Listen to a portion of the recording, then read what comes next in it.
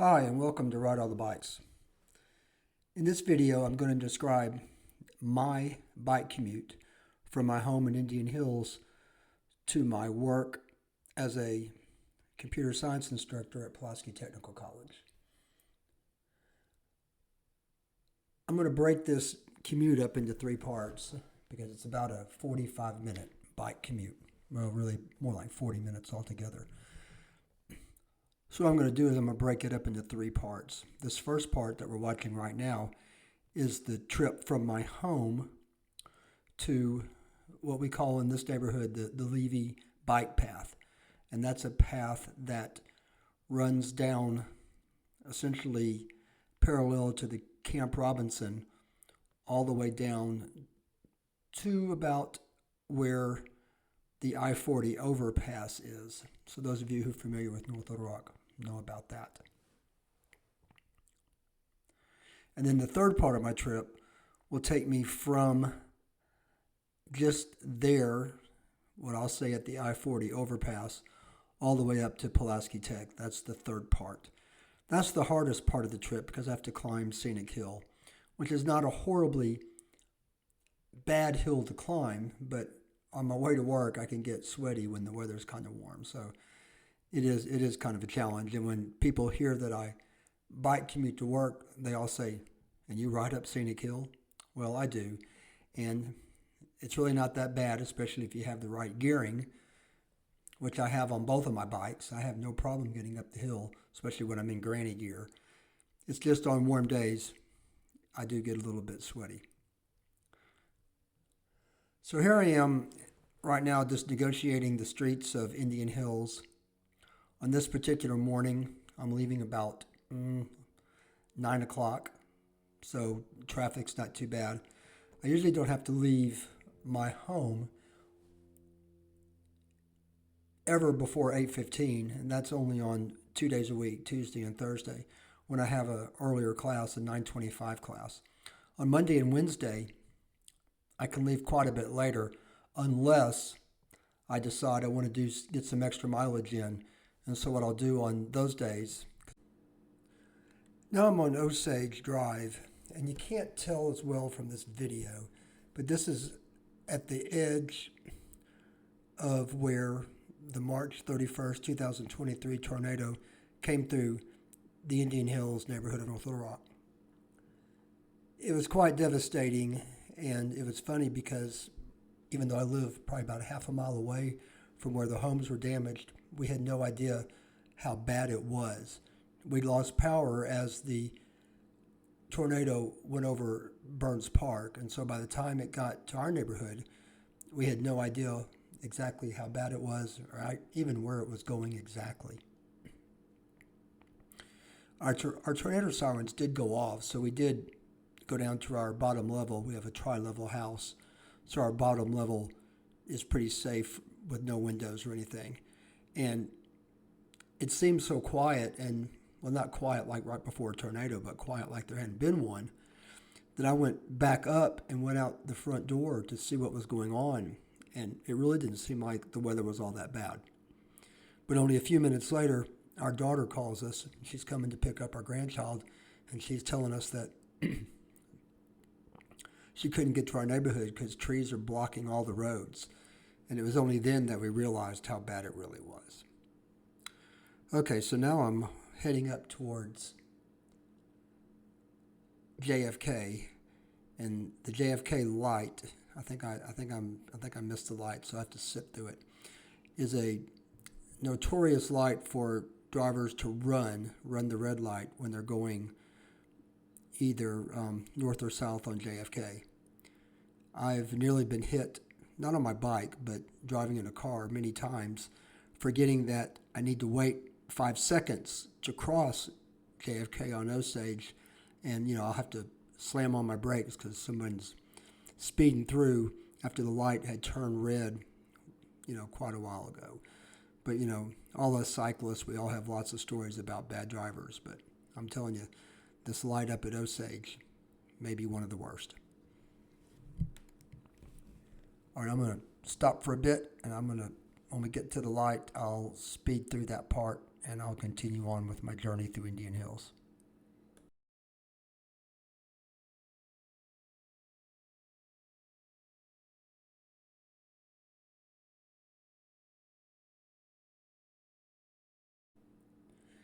Indian Hills continues on the east side of JFK, and this is kind of a long way around for me.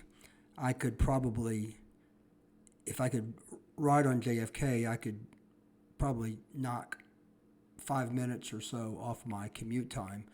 But that's a joke to think you could ride a bike on JFK and the sidewalk.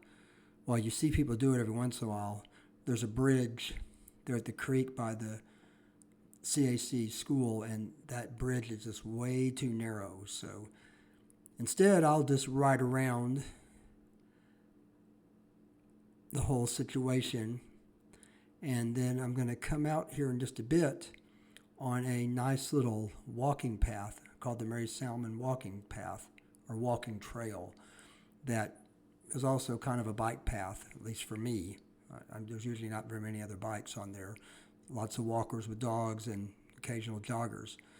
But it's also got a nice creek by it, as you'll see here in a moment.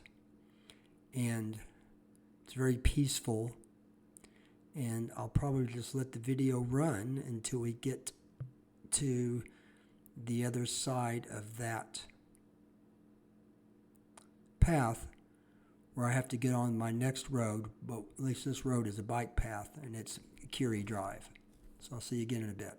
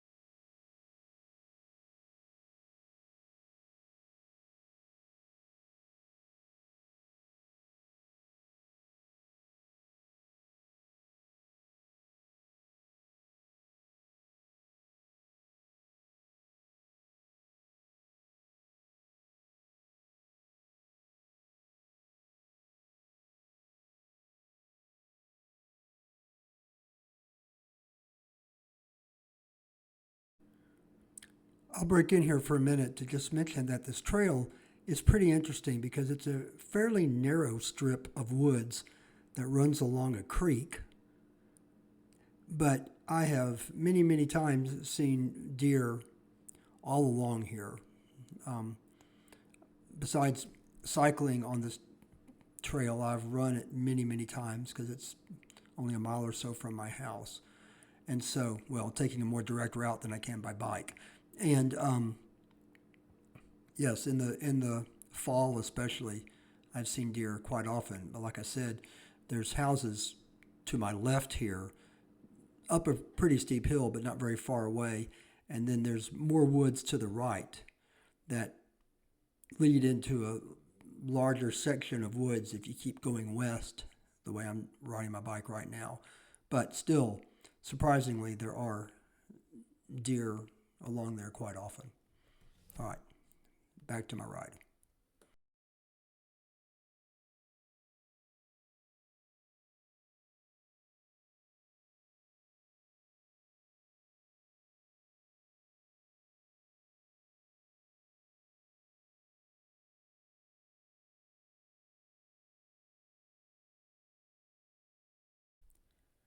The structure I'm riding up to here is now Central Arkansas Christian School, I believe, like their K through 8 grades.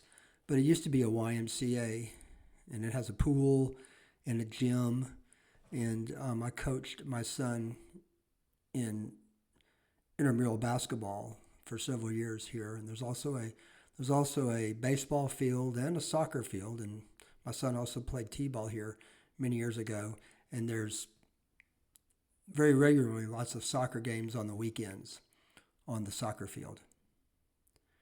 As you see, I'm going along a little fenced area here, and you can see the cars parked. School's in session on this day when I'm riding. And this parking lot will lead up to a road called Curie. And Curie is a signed bike path, so it's a little bit wider than the normal streets that I've been riding on so far, and a little bit safer, but cars really fly down this road, and so I get buzzed quite often. But anyway, I'll sit back and let you watch this part of the ride.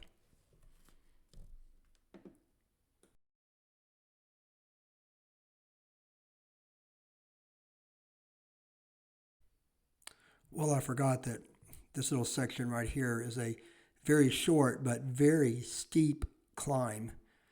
Luckily, I've had several minutes to get warmed up, but it's definitely how I get going for the morning, is having to make this little climb. And it's just one of two. I mentioned before that I have a big climb on this road called Scenic Drive up into a neighborhood called Scenic Hill. But this little hill on Curie, not nearly as long, but quite a bit steeper. One day I'll figure out the grade, but right now I just know that it's a nice little way to get my legs warmed up and get my blood flowing. Okay, back to the ride.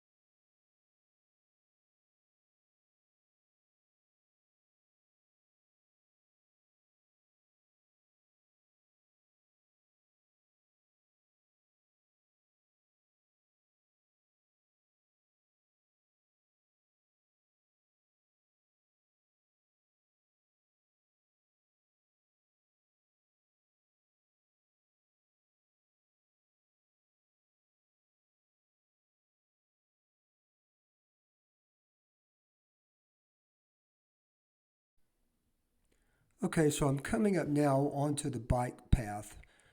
I don't know that it has an official name. We just all call it the Levy bike path because it takes us down into the Levy neighborhood of North Little Rock. And so that's going to wrap up this first part of my bike commute. And so I hope you've enjoyed it. And if you like the content that you're getting here, please like and subscribe. And stay tuned in a couple of more days or so, and I'll present you with part 2 as I ride down the Levy bike path.